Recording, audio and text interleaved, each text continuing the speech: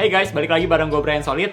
Akhirnya kita balik lagi ke musim buah apel. Kemarin juga baru aja ada Apple Event, acara paling besar Apple dalam satu tahun buat luncurin iPhone 15, Apple Watch seri 9, Apple Watch Ultra generasi kedua, dan AirPods Pro USB-C yang dikemas dengan video presentasi yang bagus seperti biasalah. Tapi kalau teman-teman zoom out lebih jauh dan perhatiin lineup produk Apple apa aja yang bertambah, terutama dalam beberapa tahun terakhir, menurut gua produk Apple nih mulai terlalu banyak atau udah terlalu banyak. Karena makin kesini menurut gua kalau ditanya rekomendasi iPhone atau iPad, itu jawabnya makin susah loh. Biasanya gue harus kayak interview dulu, tanyain beberapa pertanyaan, seperti budgetnya berapa, butuhnya apa, mau dipakai buat apa, dan list pertanyaan lainnya baru bisa dikasih tahu rekomendasinya apa. Dan menurut gue ini bukan pertanyaan yang simple. Bahkan gue juga pernah buat video, kenapa iPad itu membingungkan. Dan kalian bisa lihat di kolom komentarnya, banyak yang relate juga kok. Dan itu baru iPad. Tapi sebelum kita ngobrolin lebih jauh, gue mau ajak kalian balik dulu ke tahun 1998 buat lihat cuplikan presentasi Steve Jobs sebagai salah satu pendiri Apple, karena menurut gue ini menarik banget nih. When we got to the company a year ago, there were a lot of products.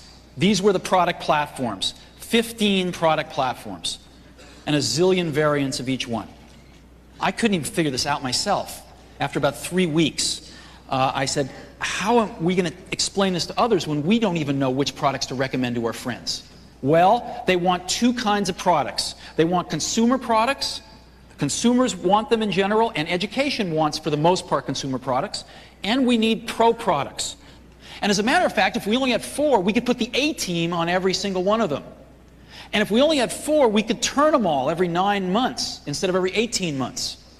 And if we only had 4, we could be working on the next generation or 2 of each one as we're introducing the first generation. So that's what we decided to do, to focus on 4 great products. Oke, menurut gue ini sebenarnya konsep yang bagus banget dan sangat simple buat gambarin produk Apple. Intinya ada yang masuk kategori consumer atau pro, udah, itu aja.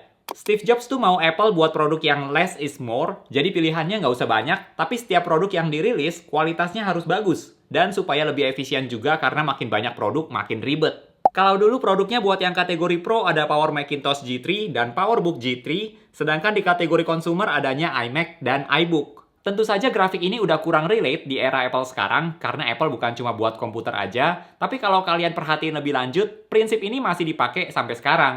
Misalnya di iPhone ada iPhone biasa dan seri Pro, terus di iPad juga ada yang versi biasa dan versi Pro, termasuk di Mac atau MacBook juga ada yang seri biasa atau Air dan seri Pro-nya.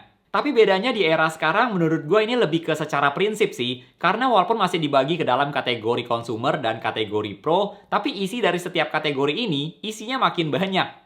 Contoh yang paling gampang ya iPhone. Kalau kita pisahin kategori iPhone yang Pro dan yang biasa atau consumer, sudah pasti yang masuk kategori Pro ya cuma iPhone seri Pro atau Pro Max. Tapi di bagian consumer, ini ada banyak pilihannya. Ada iPhone biasa, terus juga dulu sempat ada iPhone seri mini yang sekarang udah nggak ada. Terus sejak iPhone 14 ada seri Plus dengan layar yang lebih besar tapi tetap nggak masuk hitungan Pro. Dan jangan lupa ada satu lagi yaitu iPhone SE. Nggak hanya di iPhone aja, kalau kita perhatiin lineup MacBook, menurut gua ini lebih rumit lagi loh. Ada MacBook Air 13 inci atau 15 inci yang bisa dibilang buat consumer. Terus ada MacBook Pro 13 inci yang sebenarnya bisa masuk kategori Pro juga sih, karena ada kata Pro-nya. Tapi Apple juga rilis versi yang lebih Pro lagi, yang seri 14 atau 16 inci, dan ada 2 pilihan chip. Ada M2 Pro atau M2 Max, yang bikin pilihan MacBook Pro sendiri makin banyak. Ini kalau kita pakai grafik seperti yang Steve Jobs presentasiin dulu, buat MacBook sendiri pasti isinya udah banyak. Oh ya, mungkin teman-teman ada yang notice, gue belum mention Apple Watch. Well, Apple Watch juga sama, pilihannya makin banyak. Ada Apple Watch SE yang paling murah, Apple Watch biasa, dan yang terakhir tambahan paling baru, Apple Watch Ultra. Dan untuk Apple Watch juga agak membingungkan nih. Yang benar-benar pro mungkin cuma Apple Watch Ultra, karena cuma Apple Watch Ultra aja yang bisa buat kondisi ekstrim. Untuk yang biasa atau SE mungkin cocoknya masuk kategori consumer. Jadi entah itu iPhone, iPad, MacBook, atau Apple Watch, makin kesini makin susah buat jawab pertanyaan seperti yang mana yang layak dibeli, yang mana yang worth it, atau yang mana yang bagus. Karena kalian perlu jawab list pertanyaan dulu, dan ini nggak hanya soal budget. Oke, sebelum kita lanjut, gue mau share sebentar tentang sponsor video kali ini, yaitu Epidemic Sound. Buat teman-teman yang suka buat konten di mana aja dan kapan aja, kalian bisa cari musik dan sound effects berkualitas di Epidemic Sound. Mau buat video pemandangan dengan musik yang bikin tenang kayak gini, bisa banget loh.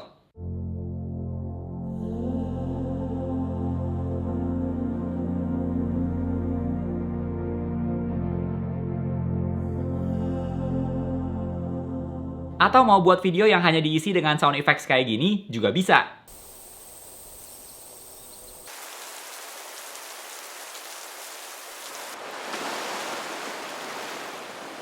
Ada banyak banget musik dan sound effects untuk berbagai tema video yang bisa kalian dapatkan di Epidemic Sound. Buat teman-teman yang suka buat konten, langsung aja cek Epidemic Sound lewat link di deskripsi video dan dapatkan free trial selama 30 hari. Selain itu, menurut gue juga nggak hanya soal jumlah produk di setiap kategori, tapi batas antara kategori pro dan kategori consumer makin kesini makin tipis, karena secara umum tech makin lama makin bagus. Dan untuk kategori consumer juga makin lama makin bagus karena dapat turunan spesifikasi dari flagship generasi sebelumnya. Kita pakai contoh yang paling baru, iPhone 15 biasa, itu spesifikasinya udah mirip banget sama iPhone 14 Pro tahun lalu. Paling minus fitur-fitur Pro-nya aja, seperti nggak ada ProMotion, ProRAW, ProRes. iPhone 15 biasa spesifikasinya tuh udah bagus banget loh. Dan itu baru iPhone. Kalau kita cek lineup produk Apple lainnya, yang lebih tipis bedanya antara seri Pro dan seri biasa, menurut gua ada di iPad.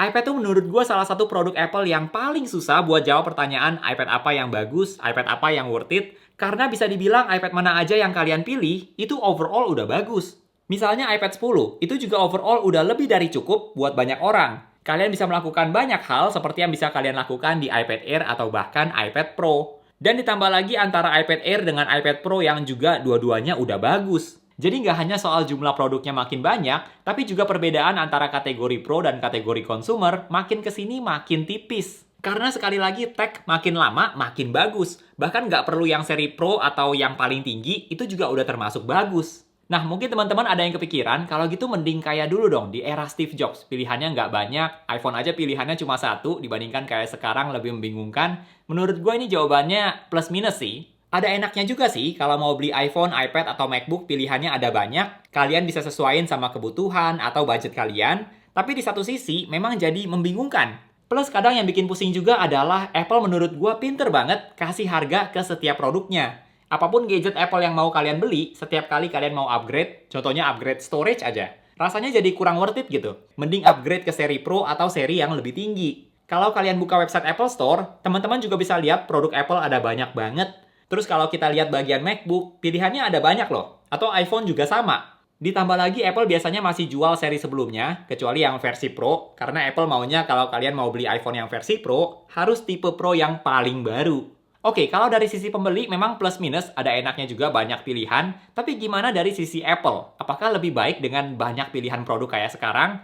Menurut gua jawabannya iya, dan terbukti lebih menguntungkan juga. Karena namanya perusahaan, pasti tujuannya ya buat menghasilkan duit. Tentu saja kalau andalin satu atau dua produk, itu bakal lumayan beresiko sih buat jangka panjang.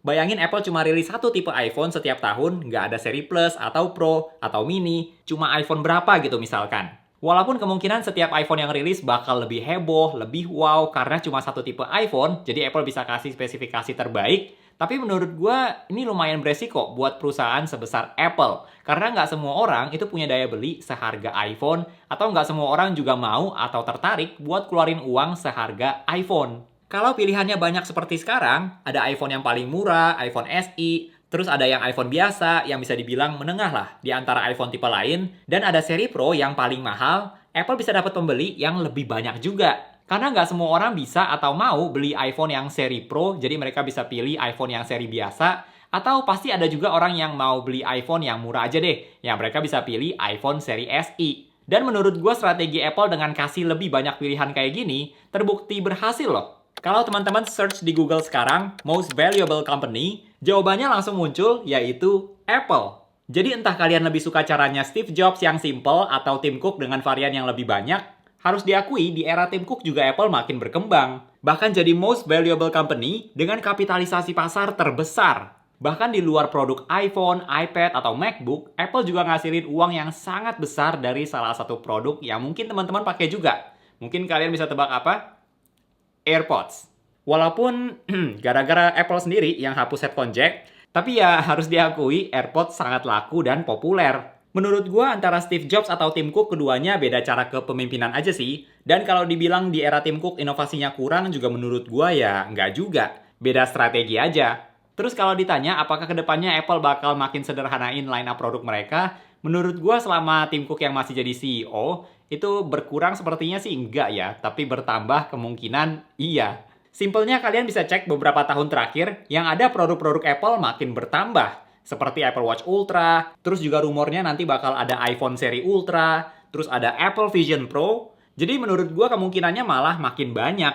Dan sekali lagi karena sejauh ini caranya berhasil, Apple hasilin uang yang banyak banget, pasti cara yang sama tetap bakal dipakai sih. Jadi ya kita semua harus terbiasa aja dengan langkah Apple yang makin banyak produk dan Apple event yang nggak cukup hanya satu event. Di WWDC kemarin juga yang acaranya buat memperkenalkan OS baru, juga jadi event buat rilis produk baru.